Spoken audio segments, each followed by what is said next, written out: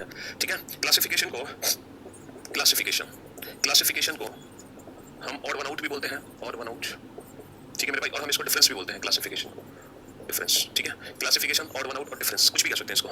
Exactly इसमें होता क्या है कि चार नंबर दिए होते हैं और उन चार नंबर में से एक ऐसा नंबर होता है जो बाकी के तीन नंबर से बिल्कुल अलग होता है और उस डिफरेंट नंबर को हमें पहचानना होता है, ठीक है। उस डिफरेंट नंबर को हमें पहचानना होता है कि ऐसा कौन सा नंबर है जो बाकी के तीन नंबर से बिल्कुल अलग है। अब यहाँ पे ढेर सारे लॉजिक लगते हैं, जैसे कि एनालॉजी के केस में मैंने आपको लॉजिक्स बताए थे, वैसे ही क्लासिफिकेशन में भी लॉजिक्स यूज होते हैं एनालॉजी की तरह। देखो अगर क्वेश्चन एग्जाम में आपको देखने को मिलेगा तो हो सकता है कि क्वेश्चन आपको 2 डिजिट का देखने को मिले, 2 डिजिट्स मतलब जितनी भी संख्याएं हो सारी की सारी 2 डिजिट्स में हो, सारी की सारी संख्याएं 2 डिजिट्स में हो, ठीक है। अगर मेरे भाई 2 डिजिट का क्वेश्चन है तो वहां पर जो लॉजिक्स यूज हो सकते हैं वो प्राइम नंबर का लॉजिक यूज हो सकता है कि हो सकता है उनमें से एक ऐसा नंबर हो जो बाकी सबसे अलग हो। फॉर एग्जांपल जैसे मैं एक छोटा सा क्वेश्चन आपको दूं कि 29, 28, 26, 24, ठीक है, ये 2 डिजिट का क्वेश्चन है और इसमें से एक ऐसा नंबर है जो बाकी सारे नंबर से अलग है और उस अलग डिफरेंट नंबर को हमें पहचानना है, उस डिफरेंट नंबर को हमें पहचानना है, ठीक है। तो मेरे दोस्त इसमें से सबसे जो प्राइम नंबर है, जो मतलब जो सबसे अलग है, जो सबसे डिफरेंट है वो है 29, 29। क्यों? क्योंकि 29 एक प्राइम नंबर है, बाकी कोई भी नंबर प्राइम नंबर नहीं है, ठीक है। तो जब 2 डिजिट का क्वेश्चन होता है तो वहां पर हम प्राइम नंबर का लॉजिक यूज कर सकते हैं और ज्यादा से ज्यादा स्क्वायर का लॉजिक भी यूज हो सकता है, स्क्वायर का लॉजिक भी यूज हो सकता है ज्यादा से ज्यादा। जैसे फॉर एग्जांपल 25, 26, 28 और 30। अब जैसे इसमें से हमें एक और नंबर पहचानना है तो इन चारों में से जो सबसे डिफरेंट है वो है 25, क्योंकि 25 एक वर्ग है, एक स्क्वायर है, बाकी कोई भी स्क्वायर नहीं है। तो मेरे भाई अगर 2 डिजिट का क्वेश्चन एग्जाम में आता है तो वहां पर दो लॉजिक अक्सर काम करते हैं, एक तो प्राइम नंबर का लॉजिक काम करता है और एक स्क्वायर का लॉजिक काम करता है, वर्ग, ठीक है। क्यूब तो मोस्टली 2 डिजिट में नहीं यूज हो सकता। अच्छा मान लो अगर 3 डिजिट का क्वेश्चन है पेपर में, 3 डिजिट्स का क्वेश्चन आता है एग्जाम में, तो 3 डिजिट के केस में प्राइम नंबर का लॉजिक कम काम करता है, ठीक है। वहां पर अक्सर स्क्वायर क्यूब्स या कॉमन फैक्टर है ना, स्क्वायर क्यूब या कॉमन फैक्टर, ये लॉजिक वहां पे काम कर सकता है, स्क्वायर क्यूब्स या कॉमन फैक्टर। अगर मान लो 3 डिजिट की नंबर्स होते हैं तो वहां पर हम देखते हैं स्क्वायर क्यूब्स या कॉमन फैक्टर, ठीक है मेरे भाई। हाँ जी, देखो प्राइम और स्क्वायर दोनों नहीं होगा, प्राइम नंबर और स्क्वायर दोनों नहीं होगा एक ही क्वेश्चन में, प्राइम भी और स्क्वायर भी। लेकिन मान लो अगर गलती से है और प्राइम नंबर अगर वो प्राइम नंबर है जो 2 डिजिट का है तो डेफिनेटली हम प्राइम नंबर को ऐड करेंगे। लेकिन यार 3 या 4 डिजिट का प्राइम नंबर है और वहां पे स्क्वायर भी है तो फिर हम स्क्वायर को प्रायोरिटी देंगे। कहने का मतलब होता है कि जो डायरेक्ट लॉजिक होता है, जो डायरेक्ट विजिबल है, हम प्रायोरिटी किसको देते हैं बेटा? जो डायरेक्ट विजिबल है, डायरेक्ट विजिबल, ठीक है मेरे दोस्त, डायरेक्ट विजिबल है, मान लो है ना, जो डायरेक्ट विजिबल है हम उसको प्रायोरिटी देते हैं डेफिनेटली, समझ रहे हो। कॉमन फैक्टर का मतलब ये होता है जैसे 3 नंबर है जो किसी एक पर्टिकुलर प्राइम नंबर से है ना डिवाइड हो रहा है, जबकि एक ऐसा नंबर है जो उस नंबर से डिवाइड नहीं हो रहा। फॉर एग्जांपल जैसे हम लिख सकते हैं यहाँ पर, ठीक है, अभी हम ढेर सारे क्वेश्चन करेंगे तो वो सारे एग्जांपल्स आ जाएंगे, ठीक है। कॉमन फैक्टर का मतलब है जैसे 3 नंबर 11 से डिवाइड हो रहा है और एक ऐसा नंबर है जो 11 का डिविजिबल नहीं है तो हम उसको ऑड कर सकते हैं, है ना। 3 नंबर है जो 7 से डिवाइड हो रहा है, एक ऐसा नंबर है जो 7 से डिवाइड नहीं हो रहा तो हम उसको ऑड कर सकते हैं, ये होता है फैक्टर, ठीक है मेरे भाई। 29 और 25 दोनों आ गए तो डेफिनेटली हम 29 को आंसर बनाएंगे, डेफिनेटली हम 29 को आंसर बनाएंगे अगर 29 एंड 25 दोनों है, क्योंकि इसमें 29 प्राइम नंबर इजीली विजिबल है। लेकिन अगर कोई 3 डिजिट का प्राइम नंबर है तो वहां पर हम फिर स्क्वायर को प्रायोरिटी देंगे, ठीक है मेरे भाई। हाँ जी, अगर मान लो 4 डिजिट का क्वेश्चन पेपर में आया, 4 डिजिट का, अगर मान लो 4 डिजिट्स का क्वेश्चन एग्जाम में आया तो 4 डिजिट्स में ना रेयर चांस है कि क्यूब का लॉजिक होगा, रेयर, क्योंकि क्यूब भी बेटा 3 डिजिट तक सीमित रहता है ना। 4 डिजिट में भी चलो एक बार हम क्यूब को चेक कर सकते हैं, क्यूब के साथ साथ वहां पे हम फैक्टर देखते हैं, जैसे कि अभी हमने देखे फैक्टर का मीनिंग क्या होता है, और वहां पर हम इंडिविजुअल डिजिट का सम कर सकते हैं, वहां पर हम इंडिविजुअल डिजिट का सम कर सकते हैं, इंडिविजुअल डिजिट का सम हो सकता है कांस्टेंट हो। अगर मान लो मोर देन 4 डिजिट का क्वेश्चन है, मोर देन 4 में 5 भी आ गई, 6 भी आ गई, 7 भी आ गई, अगर मोर देन 4 डिजिट का क्वेश्चन है तो वहां पे क्यूब और फैक्टर का लॉजिक नहीं लगता, वहां पे सीधा सीधा इंडिविजुअल डिजिट का सम, वहां पे सीधा सीधा इंडिविजुअल डिजिट का सम लगेगा। अगर मान लो कि क्वेश्चन पेयर की फॉर्म में है, कभी कभी ऐसा क्वेश्चन आ जाता है जो पेयर की फॉर्म में आ जाता है, जैसे इस तरीके से आ जाता है 1031, 2061, है ना, ये पेयर की फॉर्म में आ जाता है 721 एंड 825। तो कभी कभी पेयर की फॉर्म में भी क्वेश्चन इस तरीके से देखने को मिलता है, यानी कि दो ये पेयर्स बने होते हैं, नंबर्स के पेयर्स बने होते हैं। तो अगर मान लो पेयर का क्वेश्चन एग्जाम में आता है तो सबसे पहले हम क्या करते हैं कि दोनों डिजिट्स में ना, दोनों संख्याओं में, दोनों नंबर्स में ना डिफरेंस पता करते हैं। क्या पता करते हैं बेटा? डिफरेंस, अंतर, दोनों संख्याओं में हम डिफरेंस पता करते हैं, अंतर। हो सकता है 3 का डिफरेंस सेम हो और 1 का डिफरेंस अलग हो, और अगर डिफरेंस ना हो तो फिर हम मल्टीप्लिकेशन का लॉजिक लगाते हैं, मल्टीप्लिकेशन, जैसे कुछ मल्टीप्लाई करके ये बनेगा, कुछ मल्टीप्लाई करके ये, कुछ मल्टीप्लाई करके ये बनेगा।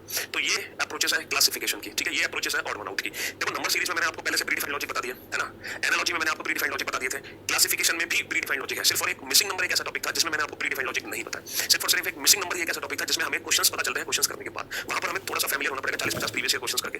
बाकी तो बेटा हर एक सिंगल टॉपिक की परफेक्ट अप्रोच है, परफेक्ट लॉजिक है, ठीक है मेरे दोस्त। हाँ जी, अब जैसे क्लासिफिकेशन भी मैंने आपको परफेक्ट लॉजिक बता दिया, डेफिनेटली देखना भी मैं क्वेश्चंस आपको कराऊंगा एग्जाम के तो आपको पता चलेगा।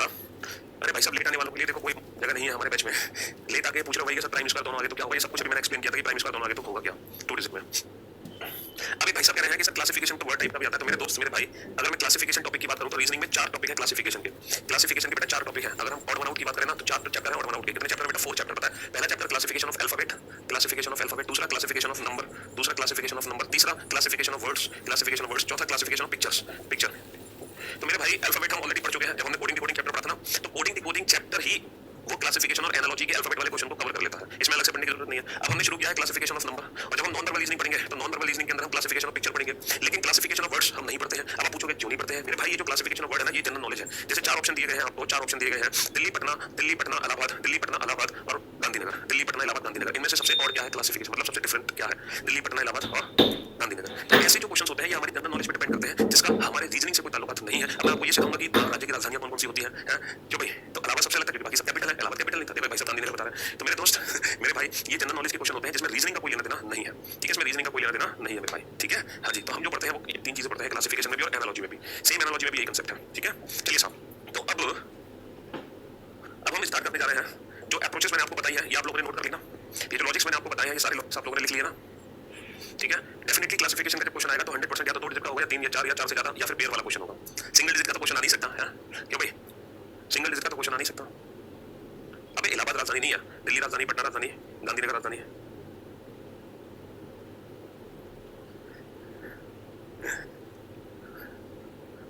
Last class full screen not opening, चलो उसको चेक करवा लेंगे एक बार। चलिए साहब, फटाफट से क्वेश्चंस आप लोगों के सामने आएंगे, है ना। अब आप उन क्वेश्चंस को करना सॉल्व। जो अप्रोचेस मैंने आपको बताई है वो आप अपनी माइंड में रखना, ठीक है। देखो ये 3 क्वेश्चन आपके सामने है, कोशिश करें तीनों क्वेश्चन को बनाने की मेरे भाई।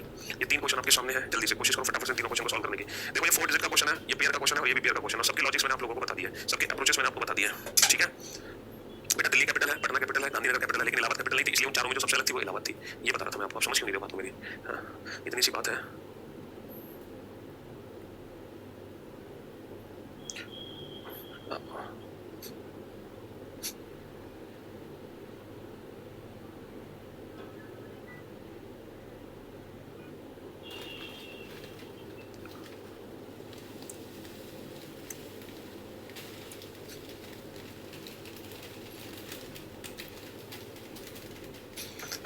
बना लिए तीनों क्वेश्चन। अब देखो जैसे कि मैंने आपको बताया कि जब 4 या मोर देन 4 डिजिट का क्वेश्चन आता है तो वहां पर हम इंडिविजुअल डिजिट का सम का लॉजिक यूज करते हैं। तो अगर हम पहले क्वेश्चन को ध्यान से देखें मेरे भाई, तो 6 और 1 7, 7 और 2 9, बेटा 9 ही बन गए। ये तो 2 और 3 5, 5 और 4 9, अरे 3 और 4 7, 7 और 1 8, वाह। लेकिन ये सबसे फिर ऑप्शन डी सबसे अलग हो गया, क्योंकि ऑप्शन डी में लॉजिक नहीं है। बाकी पहले 3 ऑप्शन में क्या था कि पहले 3 डिजिट को ऐड करके चौथे डिजिट बना रहे हैं, लेकिन ऑप्शन डी में ऐसा नहीं पाया गया, ठीक है मेरे भाई। अब अगर हम सेकंड क्वेश्चन को ध्यान से देखें, है ना, अगर हम सेकंड क्वेश्चन को ध्यान से देखें तो मेरे भाई ये सीधा सीधा इस नंबर का स्क्वायर है और बाकी कोई भी नंबर, तो ये सबसे डिफरेंट हो जाएगा, ठीक है मेरे भाई, ये सबसे डिफरेंट हो जाएगा। जी हाँ बिल्कुल। चलिए नेक्स्ट क्वेश्चन क्या हो, तो बेटा मैंने आपको बताया पेयर क्वेश्चन में डिफरेंस निकालते हैं। अगर हम डिफरेंस निकालते हैं तो डिफरेंस के बेसिस पर ये क्वेश्चन सॉल्व नहीं हो सकता, डिफरेंस के बेसिस पर ये क्वेश्चन सॉल्व नहीं हो सकता, ठीक है, क्योंकि डिफरेंस कांस्टेंट नहीं है।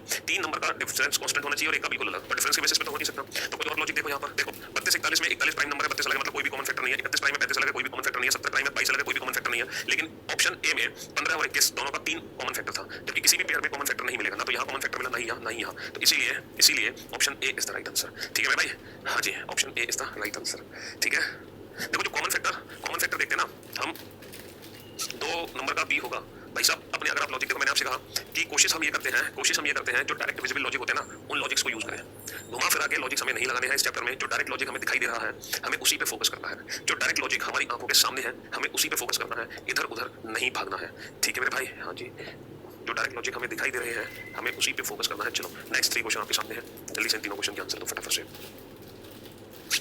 मेरे भाई। यहाँ पर अगर 2016 लिखा है तो इसका मतलब ये नहीं कि 2016 में ही पूछा गया था, उसके बाद नहीं पूछा गया, या उससे पहले नहीं पूछा गया, या बाकी एग्जाम्स में नहीं पूछा गया। ये बहुत सारे एग्जाम्स में पूछा गया। मैंने तो बस एक एग्जाम का नाम लिख दिया है आपके लिए, वरना ये क्वेश्चन बेटा सीजीएल के साथ साथ सीपीयू में भी आया है, सीएचएसएल में भी आया है, 2016 का 2018 में भी आया है, ठीक है मेरे भाई। ये तो एक रेफरेंस के तौर पर मैंने लिख दिया है, क्योंकि अगर मैं लिखने लग गया ना ये क्वेश्चन कितने एग्जाम में आया तो यहाँ पे स्पेस खत्म हो जाएगा।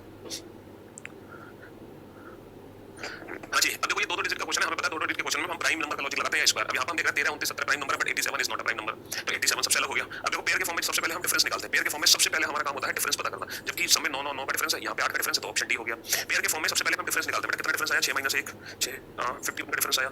हाँ यहाँ पे कितना का डिफरेंस आया? यहाँ पे 51 का डिफरेंस आया। यहाँ पे कितने का डिफरेंस आया? सर यहाँ पे 51 का डिफरेंस आया, लेकिन यहाँ पे 51 का डिफरेंस नहीं है। इनमें भी 51 51 51, बट ये 51 का डिफरेंस नहीं है। तो बेटा डी डी डी। और बहुत बढ़िया, इस बार तो सारे आंसर्स आप लोगों ने सही दे दिए। देखा अगले 3 क्वेश्चन में ही हो गए इंटेलिजेंट, हो गए ना अगले 3 क्वेश्चन में ही इंटेलिजेंट।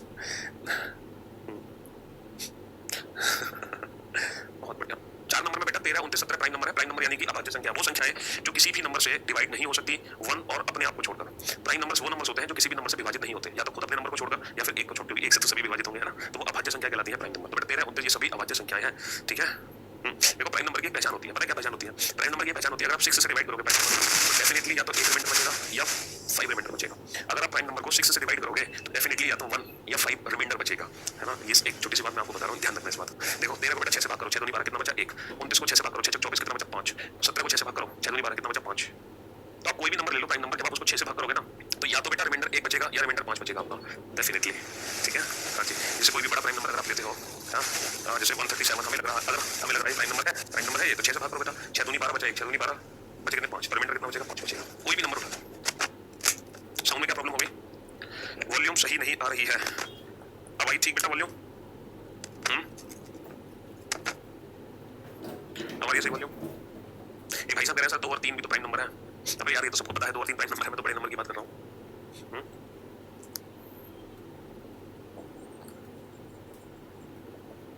चलिए साहब, अबे 35 को डिवाइड करें मेरे भाई। मैंने देखो, अब देखो एक बच्चा थोड़ा सा कंफ्यूज हो गया। यही तो बात है कि समझाया कुछ और जाता है, समझ कुछ और लेते हैं। मैंने ये नहीं बोला कि दुनिया का हर नंबर अगर 6 से भाग करो, दुनिया का हर नंबर अगर 6 से भाग करो और अगर रिमाइंडर 1 या 5 बजे तो वो प्राइम नंबर होगा, ऐसा मैंने नहीं बोला। ऐसा मैंने नहीं बोला। मैंने बोला कि कोई भी प्राइम नंबर उठा लो, उसको अगर 6 से भाग करोगे तो डेफिनेटली 1 या 5 रिमाइंडर बचेगा। मैंने ये नहीं बोला कि हर नंबर जिसमें रिमाइंडर बनता है वो प्राइम नंबर कहलाता है। नहीं, बात को समझने की ये वाइस वर्सा नहीं है बेटा। ये जो लॉजिक है ये वाइस वर्सा नहीं है। अगर ये वाइस वर्सा होता ना तो ये बात तो आपको बेटा बचपन में पता चली होती प्राइम नंबर को कैसे पहचानते हैं। लेकिन आज तक आप किसी ने बताया प्राइम नंबर को कैसे पहचानते हैं? कैसे कोई भी बड़ा नंबर पहचानोगे कि ये प्राइम नंबर है? किसी ने नहीं बताया, क्योंकि कोई पहचान ही नहीं है। लेकिन मैं ये बता रहा हूं, अगर वो प्राइम नंबर है तो फिर डेफिनेटली 1 या 5 रिमाइंडर होगा। बट ये जरूरी नहीं है कि हर नंबर जिसका 1 या 5 रिमाइंडर हो प्राइम नंबर ही होता है। ये समझाने की कोशिश करें। देखो 35 है, अब 35 को 5 से 6 से डिवाइड करो, 6 5 30, कितना बचा 5। तो इसका मतलब ये थोड़ी प्राइम नंबर है। अगर ये प्राइम नंबर होता तो पक्का 1 और 5 भी रिमाइंडर होता। ये समझाना चाहता था मैं आपको, समझो बात को। वाइस वर्सा नहीं है बेटा ये। चलिए साहब, वाइस वर्सा होता तो फिर मजा ही नहीं आ जाता। फिर तो आप प्राइम नंबर को चुटकियों में सॉल्व नहीं करते थे, हां, बड़े बड़े नंबर्स को। चलिए फटाफट से जल्दी से इस क्वेश्चन का आंसर दो विद इन अ मिनट। एक भाई साहब कह रहे हैं 35 में रिमाइंडर 5 तो आ रहा है। मेरे भाई 35 में रिमाइंडर 5 आ रहा है तो मैं तो मना कर रहा हूं। मैंने ये थोड़ी कहा दुनिया का हर नंबर जिसका रिमाइंडर 5 है वो प्राइम नंबर होता है। नहीं, ऐसा नहीं है। लेकिन हर प्राइम नंबर का रिमाइंडर 5 होता है और 1 होता है, ऐसा है। इस बात को समझ लो। बहुत बढ़िया, फटाफट से आंसर दो। वेरी गुड जॉब, शाबाश। अरे वाह, खतरनाक स्पीड हो गई आप लोगों की, इंटेलिजेंट हो गए हो। बहुत बढ़िया। इससे पढ़ो रीजनिंग कितने इंटेलिजेंट कैसे हो गए तुम लोग। हां, क्यों भाई, कौन पढ़ा रहा है तुम लोगों को रीजनिंग? हाँ जी, चलिए साहब। तो देखो अगर हम क्वेश्चन नंबर 7 को ध्यान से देखें तो सर इसमें क्या है, 2 4 को उल्टा लिख दो 4 2, 3 6 को उल्टा लिख दो 6 3, 3 7 को उल्टा लिख दो 7 3। लेकिन ऑप्शन डी में ऐसा नहीं है। तो देखो यहाँ पर ना तो हमें डिफरेंस निकालने की जरूरत पड़ी, ना ही हमें मल्टीप्लिकेशन की जरूरत पड़ी। समझ रहे हो क्यों? क्योंकि डायरेक्ट विजिबल लॉजिक है। मैंने आपसे क्या कहा, जो हमें डायरेक्ट लॉजिक दिखाई दे उसको फॉलो करना है। तो यहाँ पर हमने डिफरेंस क्यों नहीं निकाला? क्योंकि लॉजिक हमें डायरेक्ट दिखाई दे रहा है। 2 4 को उल्टा 4 2, 3 6 को उल्टा 6 3, 3 7 को उल्टा 7 3। तो option D is the right answer. Next question पे आ जाओ। ये तो बहुत छोटा सा क्वेश्चन है, 2 4 16 36 स्क्वायर स्क्वायर स्क्वायर। तो option A is the right answer. Option A सभी वर्ग है लेकिन ऑप्शन ए वर्ग नहीं है। नेक्स्ट क्वेश्चन पे आ जाओ बेटा। ये भी डायरेक्ट विजिबल लॉजिक क्या है, 36 दूनी 72, 17 दूनी 34, 24 दूनी 48, लेकिन 28 दूनी 56 नहीं है। तो option C is the right answer. Option C is the right answer. ठीक है, बहुत बढ़िया, बिल्कुल। चलिए नेक्स्ट क्वेश्चन पे आइए। हाँ जी, फटाफट से बेटा। मेरे ना 30 सेकंड आपको तीनों क्वेश्चन उड़ाने हैं 30 सेकंड के अंदर। 30 सेकंड के अंदर तीनों क्वेश्चन उड़ाने हैं बहुत स्पीड के साथ। विद इन 30 सेकंड एक एक करके आंसर नहीं यार, तीनों क्वेश्चन के आंसर दिया करो एक साथ। बहुत बढ़िया, वेरी गुड जॉब, शाबाश। तो सबसे पहले देखो पेयर का क्वेश्चन का डिफरेंस निकालेंगे। 3 का डिफरेंस, 3 का डिफरेंस, 3 का डिफरेंस, लेकिन यहाँ पे 2 का डिफरेंस है। तो option D is the right answer. अब यहाँ पर हम देख सकते हैं जो क्लियर एकदम डायरेक्ट विजिबल लॉजिक है। सर 1 3 3 1 ये नंबर क्यूब है, बाकी कोई भी क्यूब नहीं है ना। यहाँ पे डिफरेंस देखो, डायरेक्ट लॉजिक क्या दिखाई दे रहा है, 5 square 6 square 7 square 8 square 9 square 10 square. लेकिन यहाँ पर ऐसा नहीं है। तो option A is the right answer. भैया 5 square 6 square 7 square 8 square 9 square 10 square, लेकिन यहाँ पर ऐसा नहीं है। तो option A is the right answer. Option A is the right answer. ठीक है मेरे दोस्त, चलो फटाफट से जल्दी से 3 क्वेश्चन के आंसर दो बहुत स्पीड के साथ, जल्दी, कम ऑन। जो डायरेक्ट लॉजिक होते हैं उनको ध्यान से देखा करो, डायरेक्ट विजिबल लॉजिक। तीनों आंसर एक साथ, जैसे तीनों आंसर एक साथ आने शुरू हो जाते हैं फिर मैं क्वेश्चन कराना स्टार्ट कर देता हूँ। तीनों क्वेश्चंस के आंसर एक साथ आने चाहिए बेटा, एक एक करके नहीं। बहुत बढ़िया। देखो यहाँ पर हम क्या देख रहे हैं कि सर ये 27 का स्क्वायर है, ये 19 का स्क्वायर है, ये 26 का स्क्वायर है, बट ये नंबर 32 का स्क्वायर नहीं है। 2 का स्क्वायर 4, यूनिट डिजिट 4 आनी चाहिए थी, बट 4 स्क्वायर नहीं है। अच्छा नेक्स्ट क्वेश्चन पे आइए। तो सबसे पहले हम डिफरेंस निकालते हैं। 2 का डिफरेंस ना, डिफरेंस से तो ये क्वेश्चन हम बना नहीं सकते। डिफरेंस से ये क्वेश्चन हम नहीं बना सकते हैं। बना सकते हो डिफरेंस है? नहीं बना सकते ना। लेकिन यहाँ पर पता है हम क्या देख रहे हैं, ये 7 का मल्टीपल, ये 8 का मल्टीपल, ये 7 का मल्टीपल, ये 8 का मल्टीपल, ये 7 का मल्टीपल, ये 8 का मल्टीपल। लेकिन यहाँ पर ऐसा नहीं था। तो option D is the right answer. 7 multiple 8 multiple 7 8 7 8, but यहाँ पर ऐसा नहीं था। तो option D is the right answer. चलिए नेक्स्ट क्वेश्चन पे आओ। यहाँ पर हम डिफरेंस निकाल सकते हैं। तो 8 8 8 8, लेकिन ये भी 8 का डिफरेंस है। यहाँ तो फंस गए। चारों का जो डिफरेंस है वो कांस्टेंट है। अब हम क्या करें? अब हम क्या कर सकते हैं? तो मेरे भाई देखो यहाँ पर कोई कॉमन फैक्टर नहीं है, यहाँ भी कोई कॉमन फैक्टर नहीं है, यहाँ भी कोई कॉमन फैक्टर नहीं है, बट इनका कॉमन फैक्टर है। ऑप्शन डी में कॉमन फैक्टर है। ऑप्शन डी में कॉमन फैक्टर है। ठीक है मेरे भाई,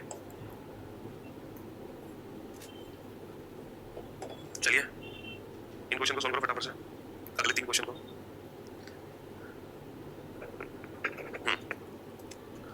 जल्दी से स्पीड के साथ।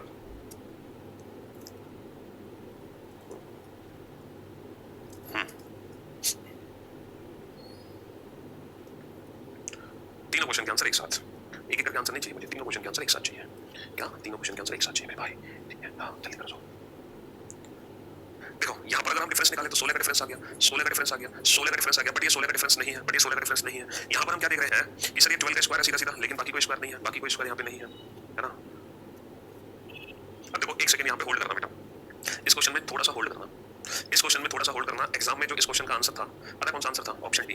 अभी हम रीजन देंगे क्यों ऑप्शन डी इसका आंसर है, क्यों ऑप्शन डी इसका आंसर है। मेरे भाई देखो हमें दिखाई तो दे रहा है 12 का स्क्वायर है, लेकिन यहाँ पर एक और लॉजिक है, मतलब वो भी डायरेक्टली लॉजिक है, वो भी डायरेक्ट लॉजिक है, इंटू 12 इंटू 12 इंटू 12, बट यहाँ पे इंटू 12 नहीं है। अब आप ये डिसाइड कैसे करोगे सर वो वाला लॉजिक अप्लाई करें या ये वाला लॉजिक अप्लाई करें? हम ऑप्शन ए आंसर दें या सर हम ऑप्शन डी आंसर दें?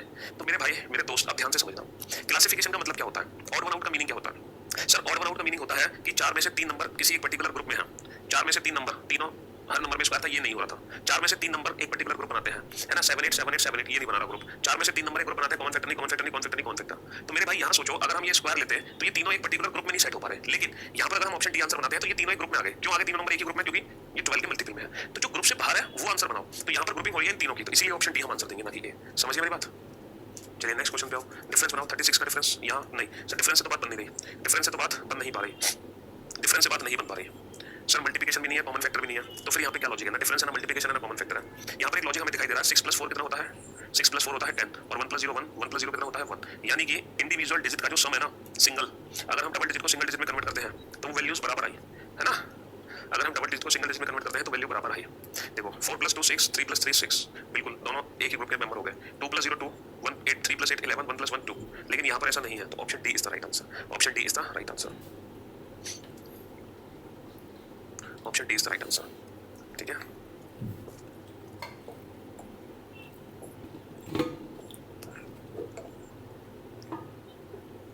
ये देख रहे हो क्वेश्चन कितनी बार आया यहाँ पे? चलो लिख भी दिया हमने, इसलिए नहीं लिखते, इतनी बार क्वेश्चन पूछे गए पेपर में।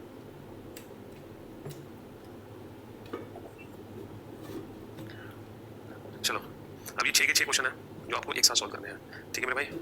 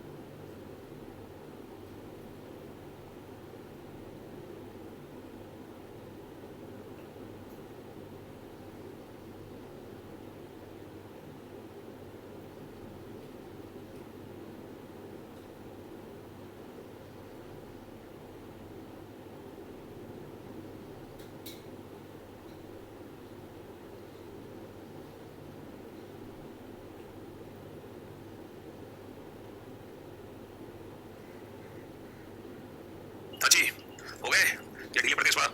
जो भाई 6 में से 5, देखो 6 में से आप लोगों को ना 4 क्वेश्चन ठीक करने हैं, आपका टारगेट है कि आउट ऑफ 6 4 क्वेश्चन आपके ठीक होने चाहिए, आउट ऑफ 6 4 क्वेश्चन आपके ठीक होने चाहिए। अगर हम क्वेश्चन नंबर 19 को ध्यान से देखें, 19 सर 1 का स्क्वायर -1, 3 का स्क्वायर -1, 2 का स्क्वायर -1, लेकिन यहाँ पर ऐसा कुछ भी नहीं था, तो ऑप्शन डी सबसे अलग हो गया। ठीक है सर, ये तो डायरेक्ट मल्टीप्लिकेशन है, इंटू 3 + 1 इंटू 3 + 1 इंटू 3 + 1, लेकिन यहाँ पर ऐसा नहीं था। सर ये क्यूब है, ये भी क्यूब है और ये भी क्यूब है, लेकिन ये स्क्वायर है, लेकिन ये स्क्वायर है। ठीक है मेरे भाई, तीनों एक ग्रुप में है और जो ग्रुप से बाहर है उसको हमने प्रायोरिटी दे दी, और जो ग्रुप से बाहर है उसको हमने प्रायोरिटी दे दी। सर यहाँ पर हम देख सकते हैं ना स्क्वायर ना क्यूब, सर 5 और 3 कितना होता है 8, 3 और 4 कितना होता है 7, 3 और 2 कितना होता है 5, तो ऑप्शन सी सबसे अलग हो गया। सर पेयर का क्वेश्चन है तो सबसे पहले हम डिफरेंस निकालते हैं, पेयर का क्वेश्चन है तो सबसे पहले हम क्या निकालते हैं? डिफरेंस निकालते हैं। पेयर का क्वेश्चन है तो सबसे पहले हम डिफरेंस निकालते हैं, तीनों का डिफरेंस 11 है, इसका डिफरेंस 9 है। ठीक है मेरे भाई, हाँ जी। तो 4 डिजिट का क्वेश्चन, 5 और 7 12, 12 और 2 14 और 5 19, 3 और 4 7 और 6 13, 13 और 3 16, 5 और 6 11, 12 और 4 16, 9 और 17 और 4 21 और 8 29। नहीं सर, सारी डिजिट का जो सम है उससे तो बात बन नहीं पा रही, उससे बात नहीं बन पा रही। और ऐसा भी कुछ नहीं है कि पहले 3 डिजिट का 2 डिजिट का सम कोई और हो। सर यहाँ पर एक लॉजिक और है, पता है क्या? क्या लॉजिक है? सर यहाँ पर कोई लॉजिक ही नहीं बनता, ना तो अल्टरनेट डिजिट का सम कांस्टेंट, ना इंडिविजुअल डिजिट का सम, ना किसी 2 3 डिजिट का सम। ये थोड़ा सा अटपटा क्वेश्चन है। हो सकता है कोई प्राइम नंबर का मल्टीप्लिकेशन हो, आप देखो 3 में से ये 3 नंबर, कोई 3 नंबर किसी एक पर्टिकुलर प्राइम नंबर के डिविजिबल में हो, और एक ऐसा नंबर हो जो उसका डिविजिबल ना हो, ऐसा भी देख सकते हो आप। हाँ, ये 3 नंबर किसी पर्टिकुलर प्राइम नंबर के डिविजिबल में आते हो, कोई भी 3 नंबर। बेटा यहाँ 4 डिजिट में प्राइम नंबर का लॉजिक नहीं लगाते, 4 डिजिट में या 5 डिजिट के क्वेश्चन में हम प्राइम नंबर नहीं छाड़ते हैं। मल्टीप्लिकेशन करके देखो एक बार, 5 एकम 5, 5 एकम 5 बचे 2, 5 चौक 20 बचे 2 बचे 25, 5 दूनी 10 बचा 1, 5 दूनी 10 बचे 4 5 45 9। 229। क्यों भाई 229 का फैक्टर बताना जरा जल्दी से। 229 का फैक्टर कोई है? 229 का हो सकता है कि नहीं, ये बताओ। 229 का कोई फैक्टर होगा कि नहीं?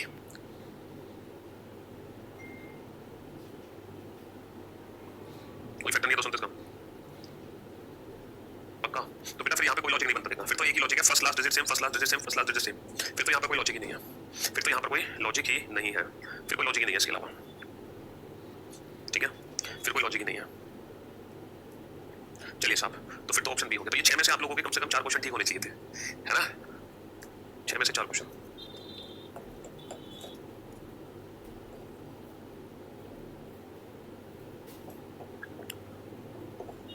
चलो फिर से 6 क्वेश्चन आपके सामने है, फिर से ये 6 क्वेश्चन आपके सामने। ओहो, इस क्वेश्चन को देख रहे हो? इसने तो रिकॉर्ड ही तोड़ रखा है, देख रहे हो? ये देखो, ये देखो झलक। एज इट इज रिपीट होते हैं क्वेश्चन पेपर में, एज इट इज रिपीट होते हैं पेपर में ये क्वेश्चंस। इसीलिए तो बार बार आपसे चिल्लाया जाता है, प्रैक्टिस के लिए जो बेस्ट मटेरियल होता है वो सिर्फ और सिर्फ प्रीवियस ईयर पेपर होता है। इसी रीजन से आपको बोला जाता है बार बार, क्योंकि अगर आप पिछले 2-3 साल के पेपर से फैमिलियर हो ना, जिस भी एग्जाम की तैयारी कर रहे हो, तो फिर कोई भी वो एग्जाम आपसे बच नहीं सकता।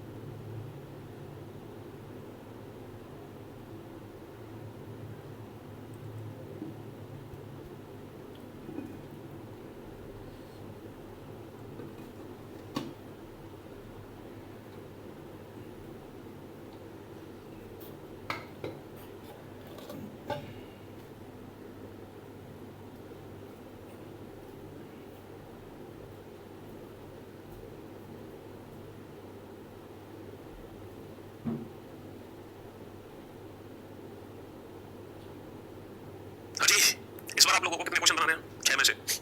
हाँ, इस बार आप लोगों को पता है इस 6 में से कितने क्वेश्चन बनाने हैं? 5 क्वेश्चन, कम से कम 5 क्वेश्चन इस बार आपके ठीक होने चाहिए, 5। देखो अगर हम इस क्वेश्चन को ध्यान से देखें तो सर 7 प्राइम है, 31 प्राइम है, लेकिन 15 और 57 प्राइम नंबर तो नहीं है। अब क्या करें, अब तो फंस गए। अब क्या करें सर? एक और लॉजिक यहाँ पे बनता हुआ दिखाई दे रहा है, 6 स्क्वायर माइनस 5, अच्छा 3 स्क्वायर माइनस 2, मतलब जिस नंबर का स्क्वायर करो उसे एक छोटे नंबर से घटा दो। ओके, 8 स्क्वायर माइनस 7, अच्छा जी ये बात है। तो हाँ ओके, बट 15 में ऐसा नहीं है, तो option B is the right answer, option B is the right answer. चलिए साहब, यहाँ पर सर चारों डिजिट का सम तो कांस्टेंट नहीं है, लेकिन एक चीज है, 3 और 4 7, 2 और 5 7, 6 और 4 10, 7 और 3 10, 7 और 8 15, 9 और 6 15, बट यहाँ पर ऐसा कुछ नहीं था। बाकी सब में अल्टरनेट डिजिट का सम कांस्टेंट है। या फिर हम ऐसा भी कर सकते हैं, ये जो 3 नंबर है ना बेटा, ये किसके मल्टीपल है पता है? 11 के। ये 11 का डिविजिबिलिटी टेस्ट होता है ना, अल्टरनेट डिजिट का जो डिफरेंस होता है वो 0 आता है या 11 के मल्टीपल उसमें हो, तो ये मेरे ख्याल से 11 के मल्टीपल है तीनों के तीनों, बट ये 11 का मल्टीपल नहीं है। क्यों भाई, है ना? ये तीनों 11 के मल्टीपल है, 11 के डिविजिबल है, बट ये 11 का डिविजिबल नहीं है, या फिर अल्टरनेट डिजिट का सम बराबर है। तो 11 का डिविजिबिलिटी टेस्ट भी होता है ऐसे ही कुछ अल्टरनेट डिजिट के सम से, ठीक है, if I am not wrong. चलिए साहब नेक्स्ट क्वेश्चन पर आइए। सर अगला क्वेश्चन तो देखते ही हो जाएगा, 4 दूनी 8, 3 दूनी 6, 3 3 9, लेकिन यहाँ पर ऐसा नहीं था, बट यहाँ पर ऐसा नहीं था। ये बेटा पीओ नहीं है, ये सीपीओ है, क्योंकि बैंकिंग एग्जाम्स में तो ये क्वेश्चन आते ही नहीं है, बैंकिंग एग्जाम्स में तो ये क्वेश्चन आते ही नहीं है, ठीक है? हाँ जी, नेक्स्ट क्वेश्चन पे आइए। 2 और 5 7 और 6 13 और 6 19 और 7 26 और 1 27, 2 और 7 9 और 6 15 और 4 19 और 7 26 और 1 27, 2 और 6 8 और 5 13 और 3 16 और 9 25 और 1 26, 2 और 5 7 और 7 14 और 9 23 और 3 26 और 1 27। तो मेरे भाई option D is the right answer, ठीक है? 8 और 7 15 और 6 21 और 3 24 और 2 26 और 1 27, 7 और 4 11 और 2 13 और 9 22 और 5 27 और 6 33, 3 और 6 9 और 8 17 और 1 18 और 2 20 20 20 और 7 27, 5 और 6 11 और 4 15 और 3 18 और 2 20 20 और 7 27। Okay, option B is the right answer, ठीक है? यहाँ पर हम क्या देख रहे हैं? क्यों भाई यहाँ पर क्या लॉजिक है? कॉमन फैक्टर तो नहीं है कुछ, क्योंकि ये स्क्वायर और क्यूब तो है नहीं नंबर, इंडिविजुअल डिजिट का सम से भी बात नहीं बन पा रही है, तो कोई और लॉजिक हो यहाँ पर? 7 के मल्टीपल में है, 7 का मल्टीपल है ये 7 का मल्टीपल नहीं है, ये 7 का मल्टीपल है, ये 7 का मल्टीपल है, तो option C is the right answer. देखो जो कॉमन फैक्टर हम देखते हैं ना वो किसी प्राइम नंबर का होना चाहिए, 7 11 13 17 है ना, उनके हमें कॉमन फैक्टर देखने हैं, वो प्रायोरिटी में रखते हैं हम। हाँ जी चलिए, और लास्ट 6 क्वेश्चन का टेस्ट है बेटा आप लोगों का, ठीक है? ये लास्ट 6 क्वेश्चन का टेस्ट है जिसमें आपको होना है पास।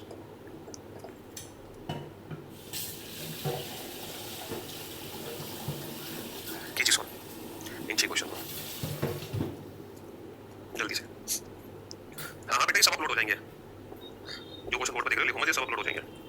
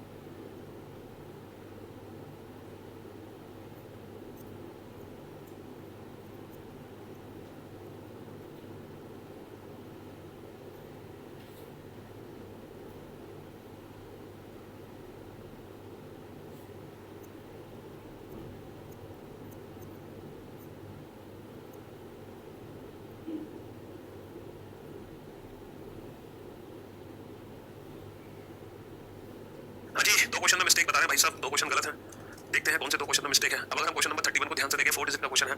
इंडिविजुअल डिजिट का अगर सम करते हैं तो मेरे भाई कितना बनेगा 11, कितना बनेगा 11, कितना बनेगा 11, लेकिन यहाँ पर इंडिविजुअल डिजिट का सम 11 नहीं है, 12 है, तो इसीलिए ये आउट हो गया।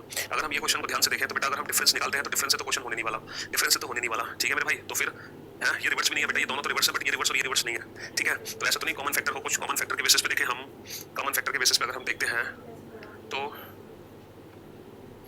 सिर्फ 15, 41 पे कोई कॉमन फैक्टर नहीं है, बाकी सब में कॉमन फैक्टर है, ठीक है।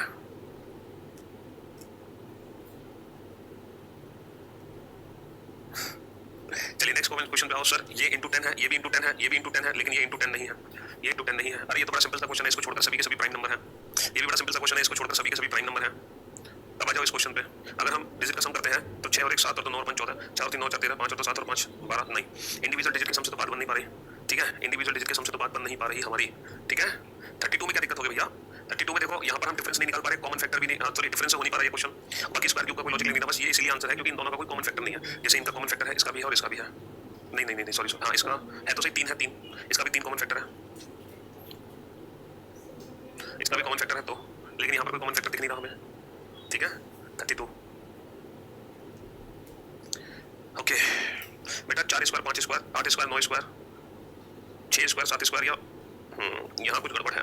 सही फरमाया आपने कि इस क्वेश्चन में हो सकता है कि कुछ मिस्टेक हो, इस क्वेश्चन में हो सकता है कि कुछ मिस्टेक हो, ठीक है। हाँ जी, इस क्वेश्चन में हो सकता है कि कुछ मिस्टेक हो। यहाँ पर 49 होगा, तो 4 square 5 square 8 square 9 square 6 square 7 square, लेकिन ये उस कैटेगरी को फॉलो नहीं करता, ठीक है। और तो कोई लॉजिक है नहीं इसमें।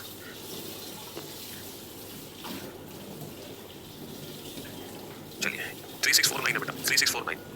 हाँ जी, तो मेरे दोस्त आपने समझा क्लासिफिकेशन के क्वेश्चंस को किस तरीके से हम डील करते हैं। मजा आएगा, मजा तो आएगा बेटा, समझा। इन मेथड से पूरा का पूरा क्लासिफिकेशन के क्वेश्चन हमने सेकंड्स में उड़ा डाले, ठीक है ना, इस मेथड से, ठीक है। ये मेथड थे क्लासिफिकेशन के क्वेश्चन जिस तरीके से हमने किए इन मेथड से, ठीक है। हम मुलाकात करते हैं आप लोगों से कल, तब तक के लिए अलविदा, goodbye, take care yourself, thank you so much, bye bye, love you all, take care, thank you so much. हाँ ये अपलोड हो जाएंगे क्वेश्चन, बेटा टेंशन